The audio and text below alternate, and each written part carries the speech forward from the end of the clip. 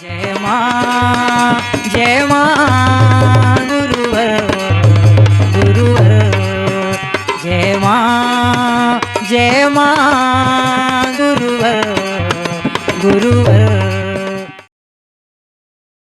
तुम उसी प्रकृति सत्ता के अंश हो, पहले उससे संबंध जोड़ लो, फिर समाज में जितनी चीजों की आपको आवश्यकता हो उन चीजों को हासिल करते चले जाओ। पहले तुम्हारा एक लक्ष्य निर्धारित होना चाहिए, और उस लक्ष्य को निर्धारित करने के लिए मैंने कहा आपको बहुमुखी जीवन होना चाहिए। आत्म कल्याण के प्रति नित्य चिंतन करो और जन कल्याण के लिए, दोनों क्रमों में। आत्म कल्याण में हम स्थूल को सूक्ष्म की ओर जोड़ने का प्रयास करते हैं, और जन कल्याण में हम स्थूल से समाज को जोड़ने का प्रयास करते हैं। कि हमारा दायित्व और कर्तव्य बन जाता है कि जिस तरह जिसलिए मेरे दोनों पक्षों में चिंतन होते हैं, धर्म अध्यात्म की ओर भी होते हैं और समाज सुधार की ओर होते हैं। क्योंकि सभी का जीवन का धर्म और कर्तव्य होना चाहिए कि यदि हम समाज के बीच जीवन जी रहे हैं, हम समाज का भोजन कर रहे हैं, समाज के दायरे में जीवन यापन कर रहे हैं, तो हमारे दोनों ऊर्जा दोनों क्षेत्रों में बराबर समान रूप से जब खर्च होगी तब हमारे जीवन में शांति संतुलन की प्राप्ति होगी। क्योंकि हमें स्थूल की भी आवश्यकता है, सूक्ष्म की भी आवश्यकता है। हम किसी को नष्ट नहीं कर सकते, नष्ट करके हमें कुछ हासिल नहीं होगा। अनेकों लोग व्रत उपवास में अपने शरीर को इतना अधिक तोड़ देते हैं जिसकी कोई कल्पना ही नहीं। हड्डियों के ढांचे दिखने लगेंगे। केवल भोजन छोड़ देने से आपको कुछ प्राप्त नहीं, बल्कि इससे आपकी कोशिकाएं नष्ट होती चली जाएंगी। आपके अंदर आलस्य बढ़ता चला जाएगा, आपकी कार्य क्षमता घटती चली जाएगी। मैं चिंतन इसलिए दे रहा हूं कि नितांत आवश्यक है। क्योंकि कई लोग भोजन छोड़ देते कि हम निराहार रह रहे हैं, इतने साल से हम निराहार रह रहे हैं, केवल हड्डियों के ढांचे में अपने आप को परिवर्तित कर लेते हैं।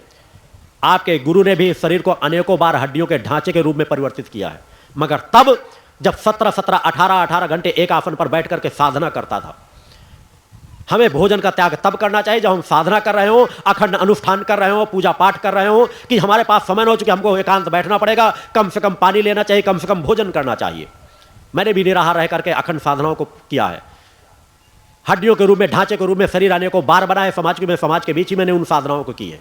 क्या हिमालय और पर्वतों की बात नहीं करो, मेरे आसपास के रहने वाले दायरों को के लोगों के एहसास है, जानकारी है। मगर जब साधना पूर्ण होती थी तो फिर पुनः शरीर को स्वस्थ बनाता था। क्योंकि हमारा एक कर्तव्य, हमारे ऋषि मुनि भी यही करते थे कि पौष्टिक चीजों का सेवन करते थे। मगर आपकी एक ही केवल प्रक्रिया में आप ढल जाते हैं कि शरीर को बस कमजोर बना लेना। अरे शरीर के अंदर हमारी कोशिकाएं हैं। जब हम साधना कर रहे हैं तो हमारे साधना के लिए आवश्यक है कि हम अन्नमय कोश से प्राणमय कोश में अधिक से अधिक रहें। मगर जब हम साधना से बाहर समाज में संबंध स्थापित करते हैं, समाज के बीच रहते हैं, तो अगर हमारा शरीर स्वस्थ नहीं होगा, चैतन्य नहीं होगा, हमारी कोशिकाएं नष्ट हो जाएंगी। और फिर हम उनमें कभी उजागर करना चाहें, उनमें कभी चेतना भरना चाहें, उनमें कभी प्राणवायु भरना चाहें, तो प्राणवायु कभी भर ही नहीं सकेंगे। स्थूल को नष्ट करके हमारे अंदर की चेतना कार्य किसके माध्यम से करेगी? और आज समाज में अनेकों होता है, अनेकों लोग अपने शरीर को बिल्कुल जर्जर बना लेते हैं, किसी लायक नहीं बन जाते। एक एक आसन में बैठ करके 17-17, 18-18 घंटे मैंने उन सभी साधनाओं को संपन्न की, इस शरीर के रूप में भी।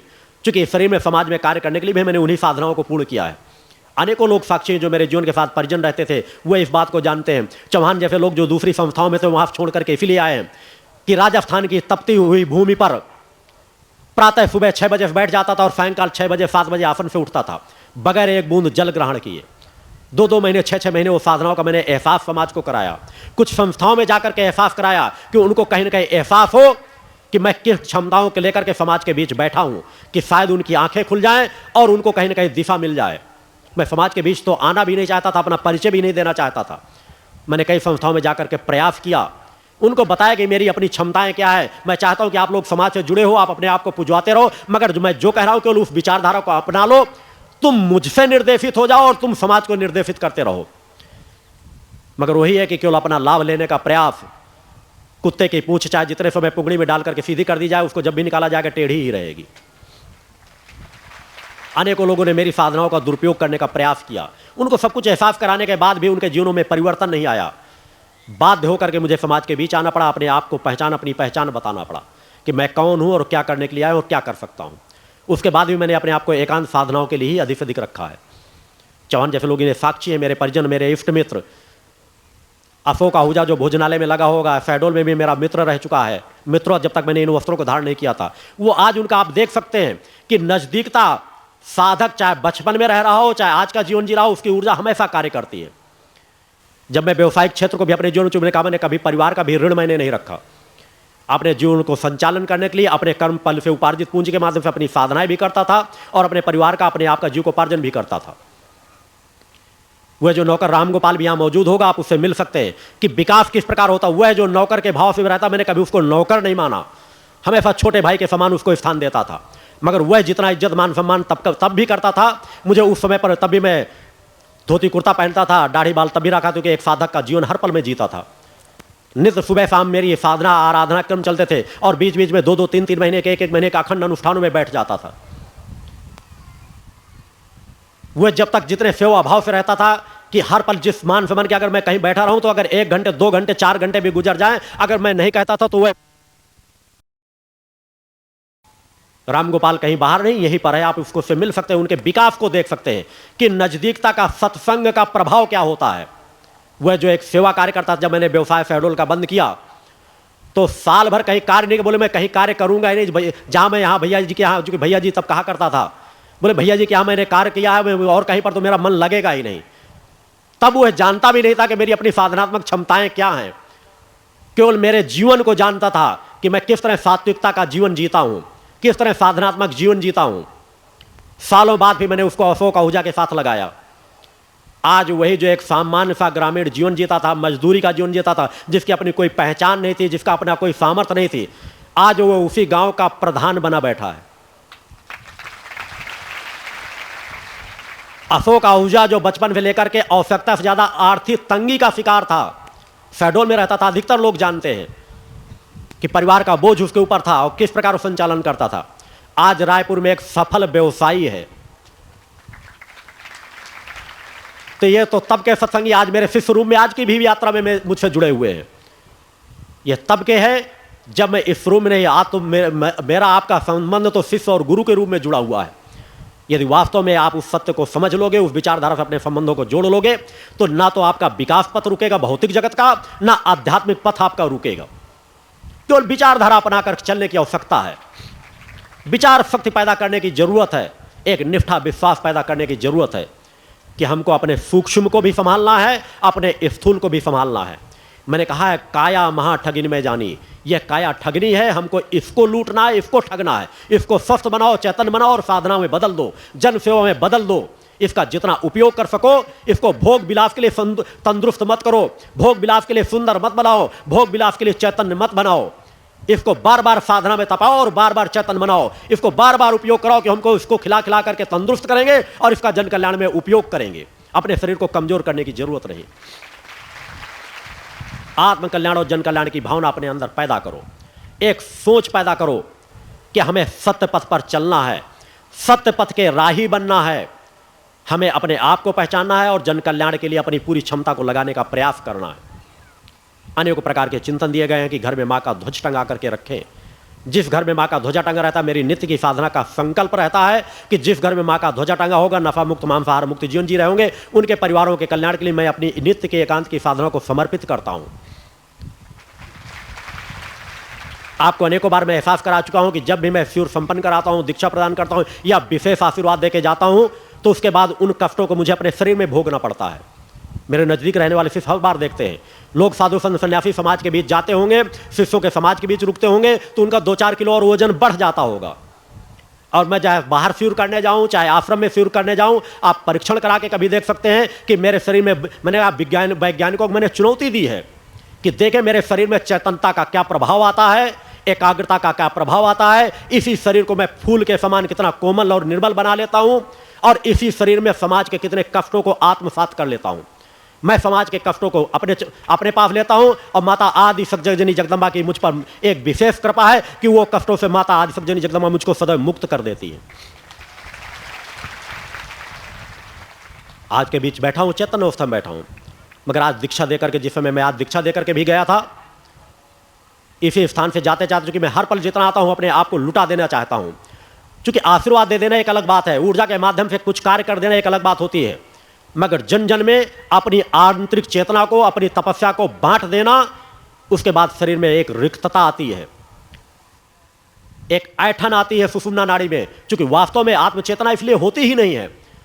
मेरी साधना मेरे अपने लिए है, मेरी अपनी दिव्यता के लिए मुझे किस प्रकार कार्य करना है, किस प्रकार आनंद प्राप्त करना है, किस तरह समाज से व्यवहार करना है। मगर अपने आनंद का त्याग करके, अपनी शांति का त्याग करके, अपनी तृप्ति का त्याग करके मैं समाज में वो चीज विसर्जित करता हूं। अभी दोपहर में भी देखा लोगों ने कि जब मैं यहां से दीक्षा दे करके गया तो तीव्र बुखार में मुझे रजाई ओढ़ करके 1 घंटे लेटना पड़ा, 1 डेढ़ घंटे, तब कहीं जाकर के मैं अपने आप को संभाल सका।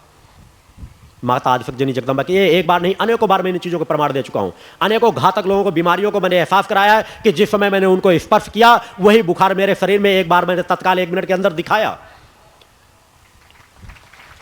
क्योंकि जब किसी को दिया जाता है तो उसका प्रभाव शरीर में लेना ही पड़ता है, और लेने पे तत्काल उस चीज का प्रभाव आपके शरीर में आएगा, मगर आपकी ऊर्जा शक्ति सुषुम्ना नाड़ी में प्रभाव होता है कि धीरे धीरे करके वो समाप्त हो जाता है, क्षय हो जाता है, जल जाता है, नष्ट हो जाता है। और मैं तो उसे माता आदिशक्ति जगदम्बा की कृपा मानता हूं कि समाज के जितने अवगुणों का मैं पान करता हूं, माता आदिशक्ति जगदम्बा की कृपा से उन चीजों से मुझे सदैव मुक्ति मिल जाती है। ये सहज क्रियाएं नहीं है। एक साधक किस प्रकार से क्रियाएं करता है, आप लोगों के लिए 17-17, 18-18 घंटे साधना में यहाँ जीवन जी करके किस तरह समाज के बीच कार्य किए जा रहे हैं, उनको यदि आप लोग समझ जाओगे तो यहाँ की ऊर्जा के प्रति आपका लगाव स्वतः हो जाएगा, और सिर्फ वह आत्मीयता का संबंध जिस क्षण जुड़ जाएगा, वास्तव में आप लाभ प्राप्त करने लगोगे, आपकी समस्याएं अपने आप दूर होती चली जाएंगी। आपको मैंने कहा दोनों पक्षों में एक संकल्प लेना है कि हम आत्मावान बनेंगे और समाज सेवक बनेंगे, आत्म कल्याण करेंगे और जन कल्याण करेंगे, नवधा भक्ति में अपने आप को रत रखेंगे। ये छोटे छोटे बच्चों में जो आप लोग देखते हैं गीत गाने का भाव, एक तड़प, एक भाव, विचार, मन मस्तिष्क की एकाग्रता देखो उन क्षणों कि एक छोटा सा बच्चा आप सब लोगों को एकाग्र कर लेता है अपने शब्दों पर, अपने विचारों पर, अपने भावों पर। और इसी तरह का प्रभाव यदि समाज में जागृत होता रहा तो समाज में फिर सूर, तुलसी, मीरा और रैदास पैदा होंगे, फिर समाज में भक्ति का युग आएगा, फिर शक्ति चल करके हमारे पास आएगी, और भक्ति और शक्ति का संयोग हो जाए, भक्ति शक्ति का संगम हो जाए तो समाज तो सुख में बन ही जाएगा, समाज को तो सुख प्राप्त हो ही जाएगा। हमको हर पल सुधार करने की जरूरत है, हर पल नित्य अपने अवगुणों से मुक्त होने की जरूरत है कि धीरे धीरे करके हम अपने अवगुणों से अपने आप को अलग करें, सद्गुणों को ग्रहण करें। यही तो साधना है, यही तो आराधना है। प्रकृति सत्ता को स्वीकार करके, प्रकृति सत्ता हमसे क्या चाहती है, हम प्रकृति सत्ता से क्या चाहते हैं, सोचना छोड़ दो। यह सोचने की जरूरत ही नहीं है कि हम प्रकृति सत्ता से क्या चाहते हैं। अरे प्रकृति सत्ता ज्ञानवान है, सामर्थ्यवान है, उसको हमें बताने की जरूरत है कि हम उसे बताएं मां ऐसा कर दो, मां ऐसा कर दो। फिर भी आपके कभी भाव पक्ष जागृत होते, एक बार दो बार वो चिंतन रख दो, प्रकृति सत्ता हमसे क्या चाहती है। और प्रकृति सत्ता अगर आप ये नहीं जान पाते कि हमसे क्या चाहती है, नहीं समझ पाते, नहीं सुन पाते, तो कम से कम इतना तो समझ ही सकते हो कि प्रकृति सत्ता ने जो कुछ सामर्थ्य तुम्हें दी है, आत्मा की पवित्रता दी है, आत्मा की चैतन्यता दी है, उसे विनाश के लिए नहीं दी है। प्रकृति सत्ता ने जो दी है कि संतुलन के लिए दी है कि हर पल तुम अपने आप को जान सको, अपने आप को पहचान सको और मुझसे संबंध बना करके रह सको। ये तो सहज भाव है कि प्रकृति सत्ता ने जो कुछ दिया है उसको तो संभालने का कर्तव्य और धर्म आपका होना ही चाहिए। ये धर्म और कर्तव्य तो बनता ही है। पिता अगर आपको 1 लाख रुपए व्यवसाय के लिए देता है तो ये जरूर सोचता है कि 1 लाख तो आप सुरक्षित रखोगे ही, और इस 1 लाख से 2 लाख, 10 लाख, 20 लाख, करोड़ों रुपए बनाओगे। तो प्रकृति सत्ता कम से कम इतना तो मान लो कि इतनी अपेक्षा तो उसकी होगी ही कि मैंने तुमको जैसा बनाया है कम से कम वैसे तो बन करके बराबर रहे आओ। मगर तुम केवल एक पक्ष पर, एक पक्षीता पे समाज ढलता चला जा रहा है, दूसरा पक्ष बिखरता चला जा रहा है। हम भूलते जा रहे हैं कि अदृश्य जगत के नजदीक कितना अदृश्य जगत मौजूद है। हम उस अदृश्य जगत का एहसास भूल जाते हैं, चिंतन भूल जाते हैं, अपने आप की पहचान भूलते चले जा रहे हैं। और जब अपने आप की पहचान भूल जाएंगे तो समाज में तो ठोकरें खाएंगे ही। उन ठोकरों से यदि बचना है तो अपने आप को पहचानना सीखो, अपनी जननी को पहचानना सीखो, सत्य से संबंध स्थापित करना सीखो, सत्य का सानिध्य प्राप्त करो, सतोगुणी प्रवृत्ति को जागृत करो, रजोगुण और तमोगुण को सतोगुण के अधीन कर दो,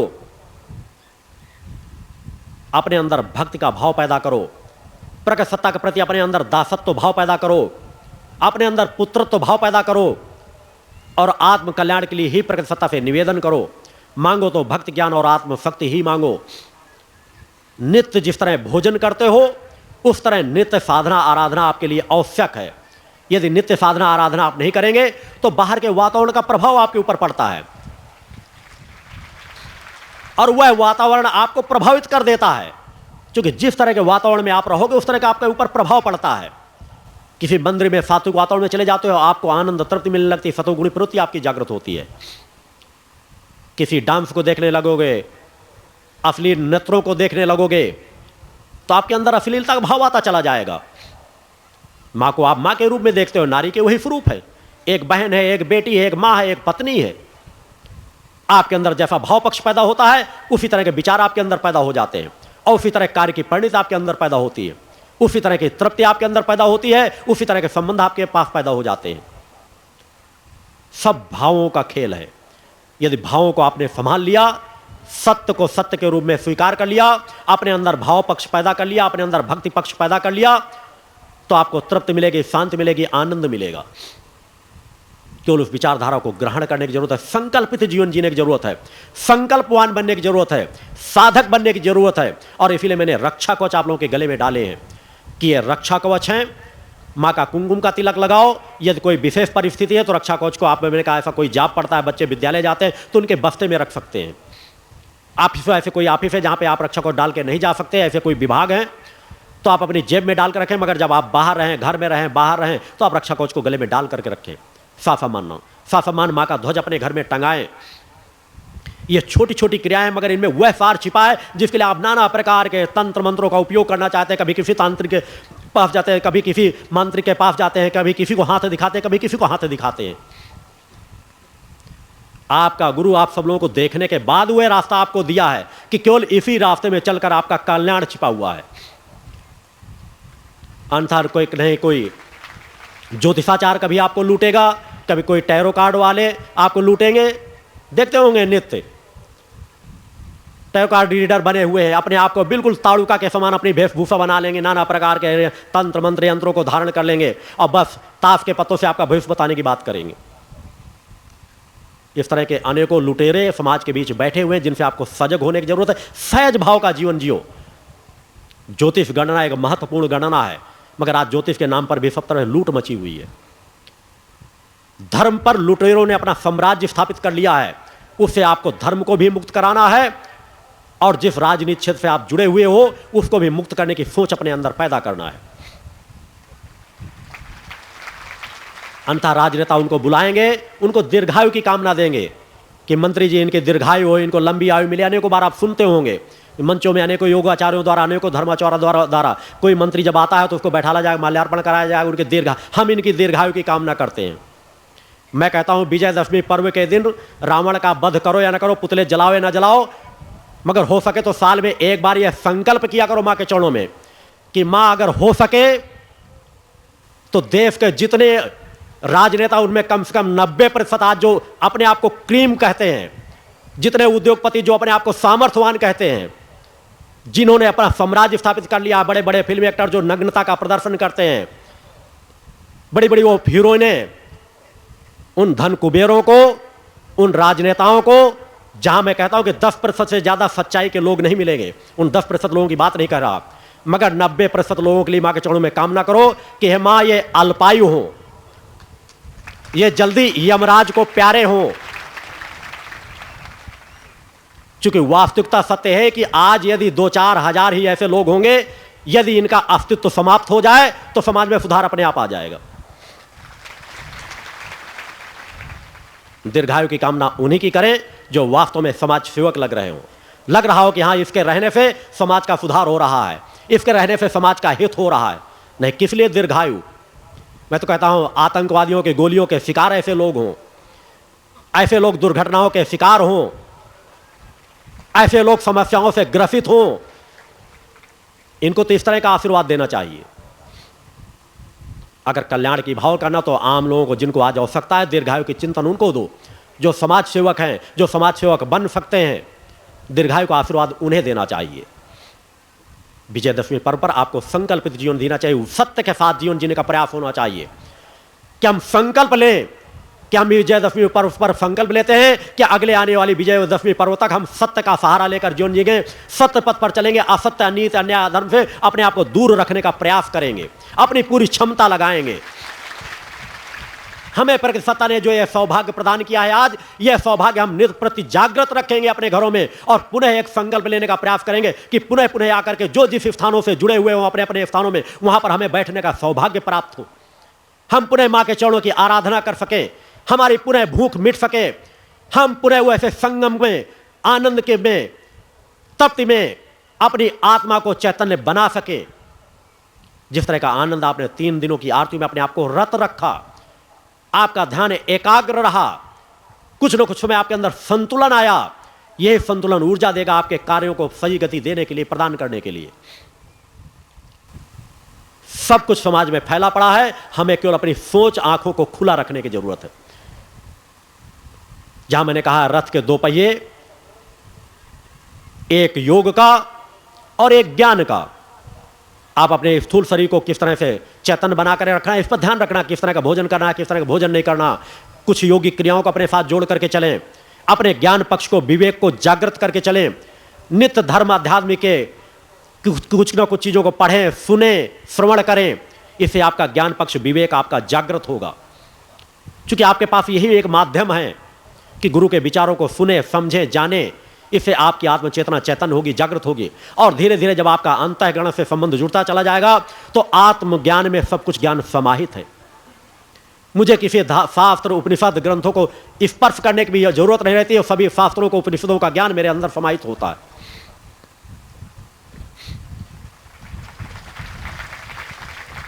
विजयदशमी पर आपके अंदर एक संकल्प होना चाहिए कि हम अनित्य, अन्याय, अधर्म से अपने आप को दूर रखेंगे, अपने आप पर विजय प्राप्त करेंगे, अपने काम, क्रोध, लोभ, मोह पर अपना कमांड होना चाहिए, इस पर हमारी अपनी पकड़ होनी चाहिए। इनका उपयोग किस प्रकार से करना है, पूर्व की कैसेटों में चिंतन मेरे द्वारा दिए जा चुके हैं। सिद्धाश्रम पत्रिका के माध्यम से मेरे विचार सभी क्षेत्रों में आप लोगों को, समाज को मिलते रहेंगे। एक इसकी छोटी सी चिट प्राप्त हुई थी कि गुरुदेव जी, इसमें सिद्धाश्रम संदेश पत्रिका में जो लिखा है, विश्व की एकमात्र आध्यात्मिक पत्रिका, इसका अर्थ क्या है। कुछ शिष्य कहते हैं कि आध्यात्मिक पत्रिका तो अनेकों हैं, इस तरह नहीं लिखा होना चाहिए। मैंने कहा वह अज्ञानी है जिनके अंदर ऐसा सोच भी पनपती है। फिर उन्होंने समझा ही नहीं, ना उन्होंने मुझे समझा, ना मेरे विचारों को समझा, और ना उस पत्रिका में लिखे हुए शब्दों को कभी पढ़ा है।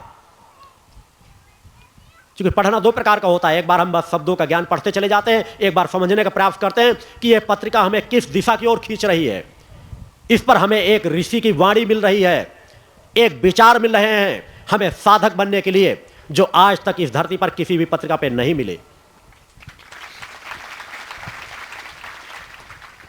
कि एक ऋषि की वाणी, एक ऋषि के शब्द, एक ऋषि के विचार जो आपको दिशा दे देंगे। मैंने एक सुबह एक चिंतन बताया था कि एक पुस्तक की एक छवि मात्र ने, मात्र एक जो तस्वीर देख के जो एक लड़की घर से आत्महत्या के लिए निकली थी, मात्र केवल पुस्तक में मेरी छवि पर निगाह पड़ गई और उस छवि ने उनको आकर्षित करके उसको खींच लिया था मेरे स्थान की ओर, और वो आत्महत्या का विचार उसका बदल गया था। वो तो जागृत शब्द हैं, उनमें विचार शक्ति भरी हुई है। उन विचार शक्तियों को यदि आप ग्रहण करोगे तो पत्रिका केवल समाज के आप जैसे गृहस्थ व्यक्तियों के लिए, साधु संत सन्यासियों के लिए, योगियों के लिए भी उपयोगी है। मैं भौतिकतावाद के जीवन की ओर आपको नहीं खींचा, वहां आध्यात्म की ओर वो पत्रिका आपको खींचती है, एक विचार देती है, एक चिंतन देती है। नहीं, धर्म अध्यात्म के नाम पे धर्माचार, योगाचार समाज को केवल लूट रहे हैं, ठग रहे हैं। यही समाज के बीच हो रहा है कि देखने में कुछ, वही हाथी के दांत दिखाने के कुछ और खाने के कुछ। समाज के बीच कुछ है, बाहर कुछ है। आपका गुरु एक समान जीवन जीता है, जैसा आपके सामने जीवन जीता, ऐसा बाद में जीवन जीता, उसी तरह सभी जगह जीवन जीता है। जो कहता है उस पर अमल करता है, करता भी वही है। या देवी सर्वभूतेषु शक्ति रूपेण संस्थिता, नमस्तस्यै नमस्तस्यै नमस्तस्यै नमो नमः। पंच ज्योति शक्ति तीर्थ सिद्धाश्रम, मां की कृपा और गुरुदेव की अमृतवाणी का पावन संगम। एक ऐसी पवित्र भूमि जहां मां भगवती की ज्योति हर दिल को रोशन करती है, जहां परमहंस योगीराज श्री शक्तिपुत्र जी महाराज के चरणों में बैठकर हर मन की पुकार सुनी जाती है। पंच ज्योति शक्ति तीर्थ सिद्धाश्रम, जहां हर कदम पर साधना, हर सांस में भक्ति और हर पल में जन कल्याण की सुगंध बिखरती है। आओ इस अलौकिक यात्रा में शामिल हो और देखो कैसे एक आश्रम ने करोड़ों जीवन को बदला। युगवंदनीय धर्म सम्राट, युग चेतना पुरुष सद्गुरुदेव परमहंस योगीराज श्री शक्तिपुत्र जी महाराज के पावन चरणों में कोटि कोटि नमन, वंदन और प्रणाम। उनकी कृपा से एक ऐसी पवित्र स्थली का सृजन हुआ जो तप, योग, ध्यान और साधना का स्वर्णिम केंद्र है। यह है मध्य प्रदेश के शहडोल जिले की ब्योहारी तहसील में बसा पंचज्योति शक्ति तीर्थ सिद्धाश्रम, जिसकी नींव परम पूज्य गुरु वर्श्री ने 23 जनवरी 1997 को रखी। तब से यहाँ मां भगवती की अखंड ज्योति जल रही है और 15 अप्रैल 1997 से श्री दुर्गा चालीसा का अखंड पाठ अनंत काल तक जन जन के कल्याण के लिए गूंज रहा है। हर सुबह और हर शाम जब सूरज की किरणें और चांद की चांदनी सिद्धाश्रम को चूमती हैं, तब परम पूज्य गुरुदेव जी माता भगवती आदिशक्ति जगत जननी दुर्गा जी सहित सभी देवी देवताओं और सहायक शक्तियों की आरती करते हैं। इस पावन बेला में भक्तों के हृदय मां की भक्ति में डूब जाते हैं। मूल ध्वज साधना मंदिर में भी रोज सुबह शाम होने वाली आरती में भक्तों का समूह उमड़ता है। यहाँ हर मन की पीड़ा मिटती है, हर शरीर को शांति मिलती है और हर आत्मा को सुख, शांति व समृद्धि का आशीर्वाद प्राप्त होता है। परम पूज्य गुरुदेव की कृपा ऐसी कि वे रोज सुबह और शाम भक्तों से निःशुल्क मिलते हैं। मां के भक्त और गुरुदेव के शिष्य अपने मन की बात उनके चरणों में रखते हैं और बदले में समाधान व आशीर्वाद पाते हैं। अब तक 1 करोड़ से ज्यादा भक्त गुरुदेव से मिलकर उनके मार्गदर्शन से जीवन की राह पा चुके हैं। गुरुदेव की वाणी ऐसी कि सुनते ही मन में संकल्प जागता है। उनके आशीर्वाद से करोड़ों लोग नशे और मांसाहार से मुक्त होकर चरित्रवान और चेतनावान जीवन जी रहे हैं। हर दिन सैकड़ों लोग नशा छोड़ने की प्रेरणा लेने सिद्धाश्रम धाम पहुंचते हैं। पूज्य गुरुदेव के 20 लाख से अधिक दीक्षा प्राप्त शिष्य आज के अधर्म और अन्याय के दौर में भी मां की ज्योति से अपने घरों को आलोकित करते हैं। वे साधनात्मक जीवन जीते हुए आत्म कल्याण और जन कल्याण के पथ पर चल रहे हैं। क्या यह चमत्कार नहीं? सिद्धाश्रम धाम में पिछले 28 वर्षों से मां अन्नपूर्णा भंडारा चल रहा है, जहां सुबह शाम हजारों भक्तों को स्वादिष्ट और पवित्र भोजन मिलता है। और सुनो, यहाँ ठहरने की व्यवस्था भी पूरी तरह निःशुल्क है। क्या ऐसी जगह कहीं और मिलेगी जहां हर सुविधा मां की कृपा से मुफ्त हो? सिद्धाश्रम धाम की पावन सरिता के तट पर बनी त्रिशक्ति गौशाला देखकर भक्तों का मन आनंद से भर जाता है। हर महीने शुक्ल पक्ष की अष्टमी को गो सेवा समर्पण दिवस मनाया जाता है, जब परम पूज्य गुरुदेव और पूजनीय शक्तिमयी माता जी अपने हाथों से गायों को रोटी खिलाते हैं। यह दृश्य देखकर हर भक्त का हृदय गदगद हो उठता है। गौशाला के पास ही स्वामी श्री राम प्रसाद आश्रम जी महाराज की समाधि मन को शांति देती है और पास ही दानवीर गुफा स्थल हर किसी को असीम शांति का अनुभव कराता है। हर साल शारदीय नवरात्र में सिद्धाश्रम धाम में शक्ति चेतना जनजागरण शिविर का भव्य आयोजन होता है। लाखों भक्त यहाँ योग, ध्यान और साधना सीखते हैं, गुरुदेव के चेतनात्मक चिंतन को सुनते हैं और मां की अलौकिक आरती का आनंद लेते हैं। मां की कृपा और गुरुदेव का आशीर्वाद पाकर हर भक्त धन्य हो उठता है। 23 जनवरी सिद्धाश्रम स्थापना दिवस एक और पावन अवसर है। इस दिन अखिल भारतीय सिद्धाश्रम दौड़ प्रतियोगिता, योग भारती सामूहिक विवाह और शाम को सुर संध्या व कवि सम्मेलन का आयोजन होता है। क्या मजा है जब भक्ति और संस्कृति का ऐसा संगम देखने को मिलता है।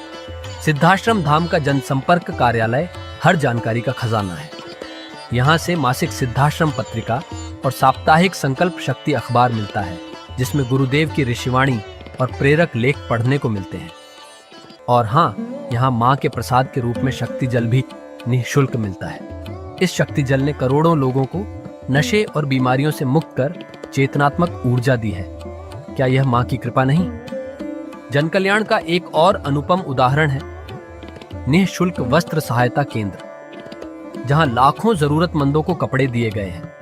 यह सिलसिला आज भी अनवरत चल रहा है। सिद्धाश्रम धाम में पौधारोपण का भी बड़ा काम होता है। परम पूज्य गुरुदेव जी महाराज एवं पूजनीय शक्तिमयी माता जी स्वयं समय समय पर पौधारोपण करके पर्यावरण को बढ़ावा देते हैं। सिद्धाश्रम धाम में अनेक प्रकार के फल, फूल और औषधियों के हजारों पेड़ों की हरियाली देखकर मन प्रसन्न हो जाता है। सिद्धाश्रम धाम में विभिन्न प्रकार की हरी सब्जियां उगाई जाती हैं, जो निःशुल्क चल रहे मां अन्नपूर्णा भंडारे में प्रयोग की जाती है।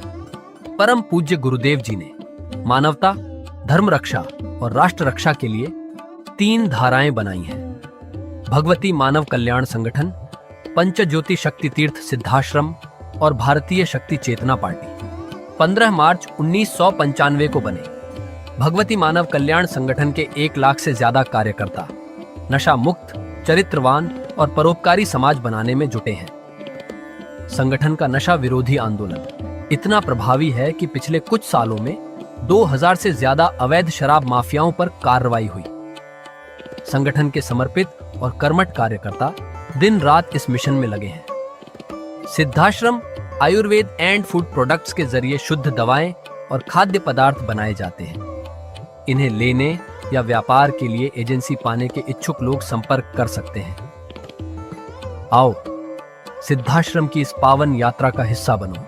यहाँ माँ का अखंड गुणगान सुनो, साधना में डूबो और परम पूज्य गुरुदेव के दर्शन कर जीवन को धन्य करो। भगवती मानव कल्याण संगठन तुम्हें मानवता, धर्म और राष्ट्र की सेवा में शामिल होने का सादर न्योता देता है। जय माता की, जय गुरुवर की। जय मां, जय